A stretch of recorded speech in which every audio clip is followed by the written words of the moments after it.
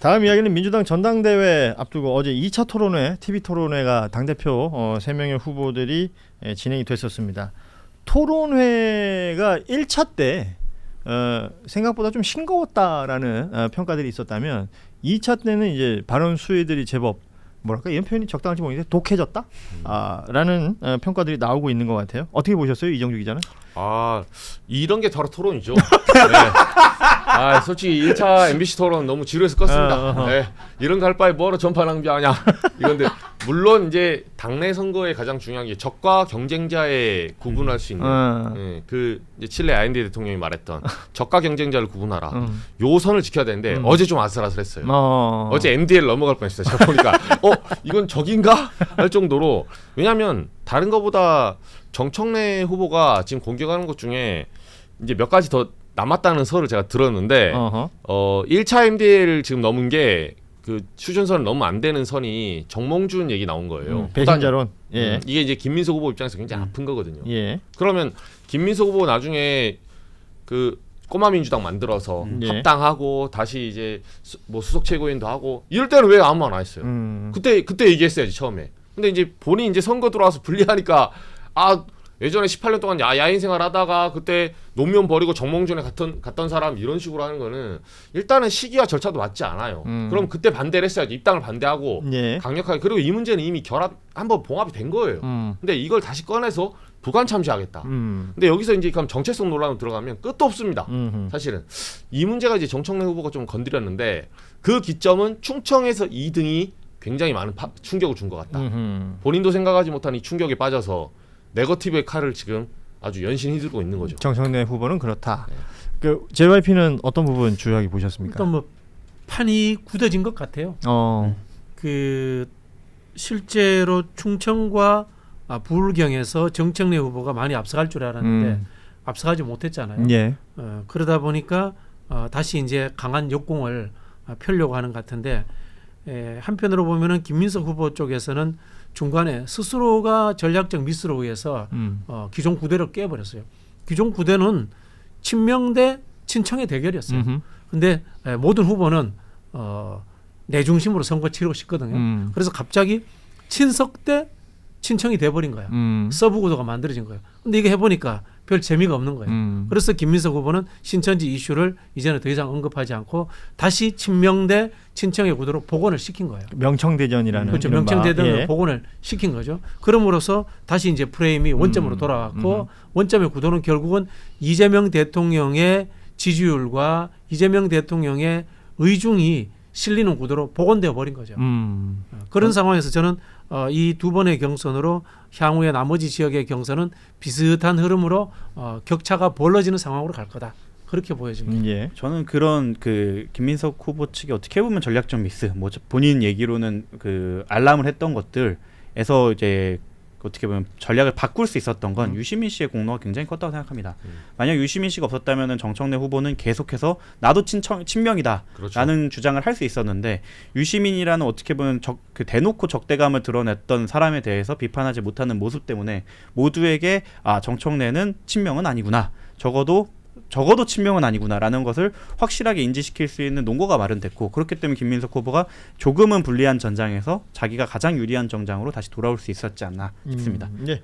뭐 지금 언급된 내용들, 뭐 유시민 작가 관련된 얘기라든지 아니면 검찰개혁이나 레버리지 ETF 관련해서 이제 바로 전직 총리였고 바로 전직 집권 여당의 당 대표였던 분들이 서로가 이제 이른바 약간 책임을 좀 미루는 듯한 모습도 보이는 것 같았고요.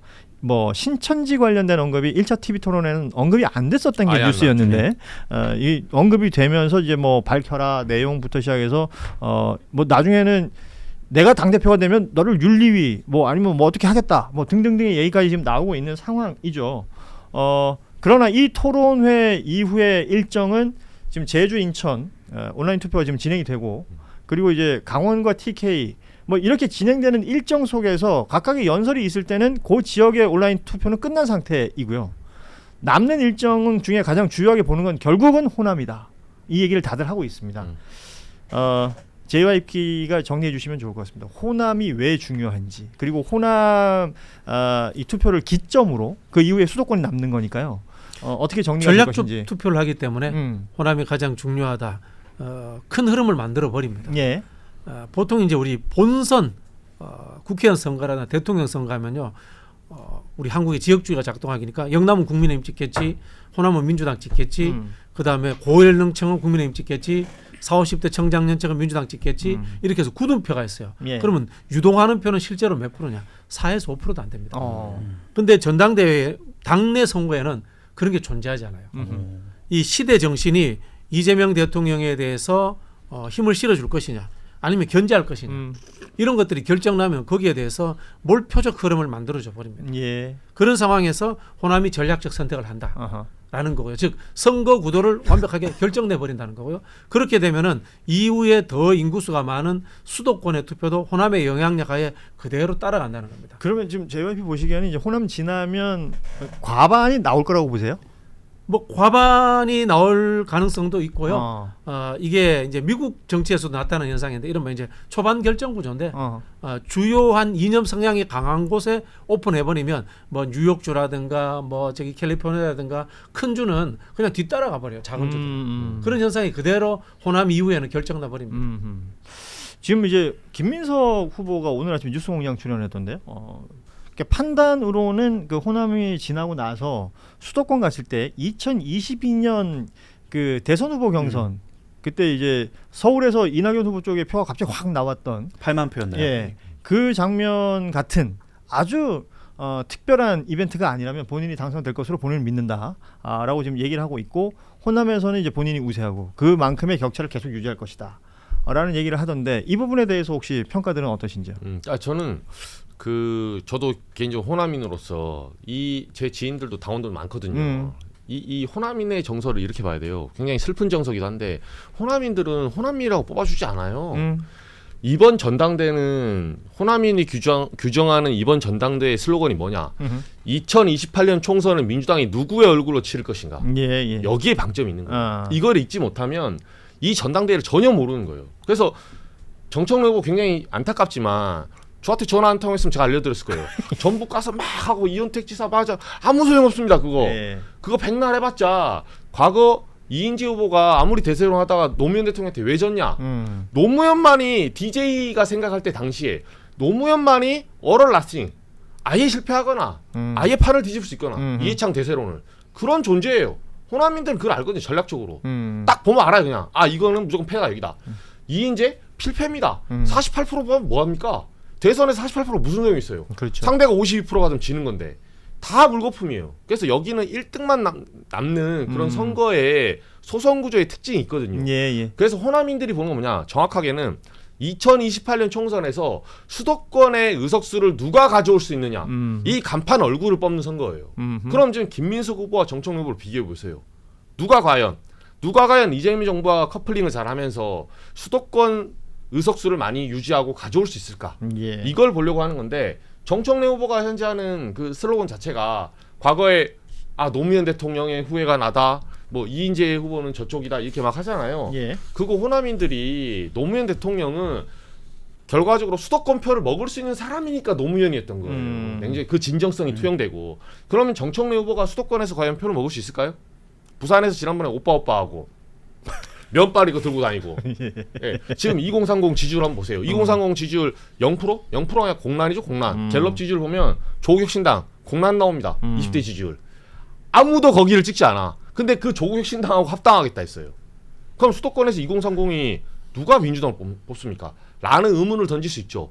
정청래 후보의 지금 이 캐치프레이즈는 수도권에서 본인이 표심이 없는 방향으로 계속 어필하고 있는 거예요. 좋습니다. 그런 호남인들을 뽑지 않아요. 그래서 우려가 돼요, 그게. 정청래 후보도 호남이 중요하다, 호남에 어필해야 한다라는 얘기는 꾸준히 하고 있는 거 아니에요. 그리고 그 경쟁력이 본인에게 있고, 소위 말하는 이제 코어 지지층들은 본인을 응원하고 있기 때문에 거기서 뭔가 바람을 일으키겠다. 정청래는 바람이고 김민석은 조직이다. 뭐 이런 식으로 정청래 후보 쪽에서는 얘기를 하고, 김민석 후보 쪽은 또 그 반대로 얘기를 하는 부분도 있습니다. 그러니까 이 상황들은 지금 이렇고, 우리 이정주 기자가 이제 호남 출신으로서 호남의 어떤 취재 내용, 민심을 얘기하셨다면, 이런 특징이 있는 호남이 어떤 판단을 하느냐가 마지막 그 순간에는 결국 결론이 날 것이다. 지금 요 얘기까지는 정리가 거의 비슷한 게 이제 전문가분들이 얘기를 하고 있는 것 같아요. 그러면 호남까지 가기 전까지 이제 정청래 후보가 사실은 판을 엎고 싶을 거 아니에요. 지금 이 패턴을 그렇죠. 읽고 있다면 뭐가 남았을까요? 그러니까 뭐 일설의 캠프 쪽에서 들려온 말은 마지막에 지금 네거티브 수위가 세지고 있잖아요. 예. 제가 그때 여기 이제 한겨레 다이브에서 나와서도 한겨레 뭐, 뉴스 다이브. 예, 한겨레 다이브는 뭐예요? 죄송합니다. 이게? 예, 한겨레 뉴스 다이브. 예. 예. 질문 없는 기자 이러면 좋겠냐고. 알겠습니다. 요새 뭐 중수청 이런 거 약간 줄임말처럼 수작형으로 아, 좋아요. 한부 뭐 이렇게 그냥 질문하는으로 하시죠 그러면 저기. 네. 한겨레 뉴스 다이브 나와서도 얘기를 했는데 제가 이제 구독자들한테 욕을 먹으면서까지도 얘기했던 건 뭐냐면 지난번 평택을 하고 부산 북갑 선거를 잘 보세요. 그때도 저도 이제 용기 있게 마지막에 얘기를 했는데 네거티브를 세게 하잖아요. 어차피 마지막 기간에는 블랙아웃에 들어가요. 여론조사를 공표는 못하지만 자기들은 보거든. 자기들은 보고 그 어떤 행위를 하는데 그러면 기자들은 뭘 보냐면 그림자를 보고 실체를 파악하는 방식이 있어요. 요렇게 행동하네? 그럼 지금 이 사람이 지금 마음이 다급하다. 근데 통상 뭐가 있냐면 네거티브를 많이 하잖아요. 지고 있다는 거예요. 그래서 평택에서 가장 막판에 네거티브 많이 했던 사람이 조국 대표입니다. 네네. 3등 했죠. 예. 그리고 이걸 이제 복귀해 보면 실제 팩트지만 안타깝지만 당시 부산 북갑에서 막판에 네거티브를 가장 많이 했던 캠프가 하정우 캠프였어요. 예. 결국 한동훈 후보가 이기고 있었다는 증거였거든요. 그럼 지금 후반으로 갈수록 네거티브를 누가 수위를 높이는지 보면 돼요. 사실. 예. 그러니까 판을 읽는 방법은 그렇다. 그러면 JYPK 한번 다시 한번 여쭤보죠. 정청래 후보가 어찌됐건 지금 불리하다고 판을 읽고 있다면 그 호남에서는 뭔가 그 반전의 계기 같은 걸 만들어야 될 거라고 스스로 생각할 거 아닙니까? 남아 있는 카드는 뭐가 있을까요? 글쎄요. 제가 봤을 때는 뭐 검찰 개혁이나 레버리지 ETF 도입 이런 거로 김민석 총리를 공격하는 것은 역효과 날 것 같아요. 뭐 김민석 총리 입장에서는 뭐 대통령하고 충분히 상의했던 건데 예. 알고 보면 대통령 뜻인데요. 이렇게 되는 상황이잖아요. 결국은 중간에 있었던 김민석 총리가 흔들렸던 상황들, 신천지 문제라든가 아까 이야기했던 뭐 노무현 정봉중 단일화 문제라든가 김민석 총리 자체에 대한 개별 후보에 대한 네거티브를 강화할 수밖에 없을 거예요. 그 외에는 방법을 못 찾을 거예요. 예. 그러니까 지금 말씀하시는 내용 들어보면 이 패턴이라는 게 어느 정도 지금 잡혀가고 있는 것이다. JYP의 표현대로라면 지금의 요 추세가 이제 호남 지나고 나면 수도권까지 그대로 이어질 가능성이 높은 것이고 지금 또 하나 이제 선호투표제로 진행이 되기 때문에 지금 3순위에 있는 송영길 후보를 지지하시는 분들 중에 2순위 투표를 뭐 대부분의 여론조사 보면 거의 압도적으로 거의 2배 그렇죠. 수준으로 김민석 후보를 지금 많이 또 지지한다는 거니까 이것도 사실은 차이가 크잖아요.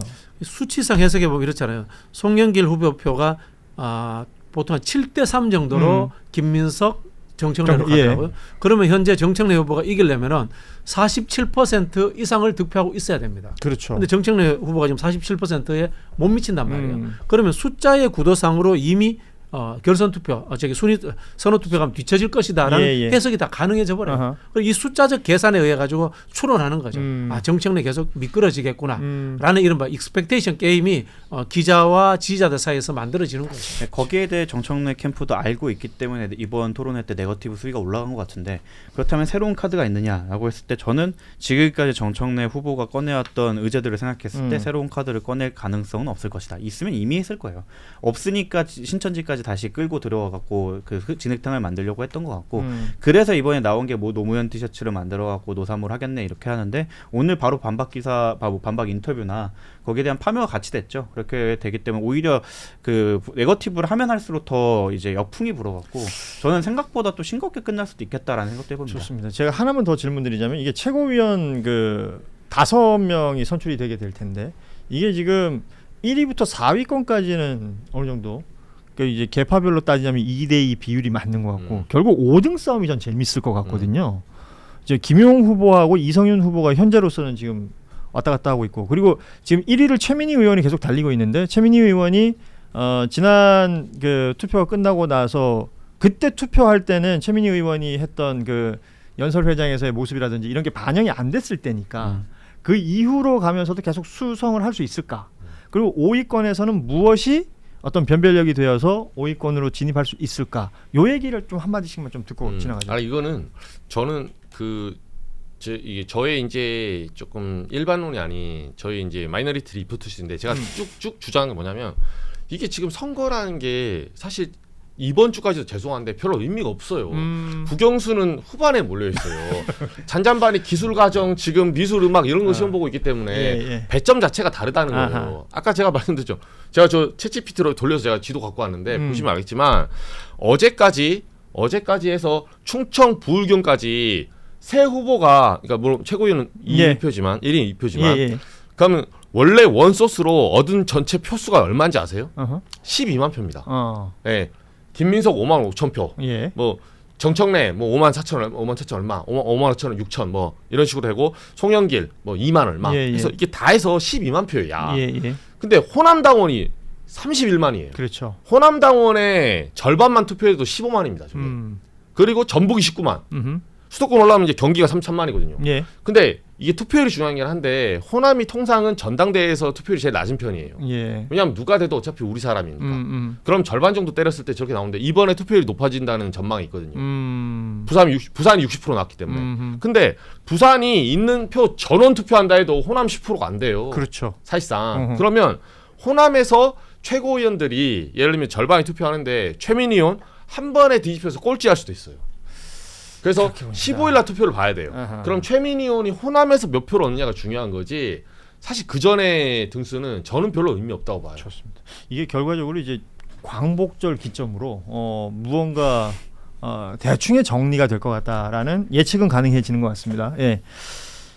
시간이 많이 없어서요. 전당대회 관련된 이야기는 또 할 수 있는 이야기가 있으면 조금 다음 시간에 이야기를 하도록 하고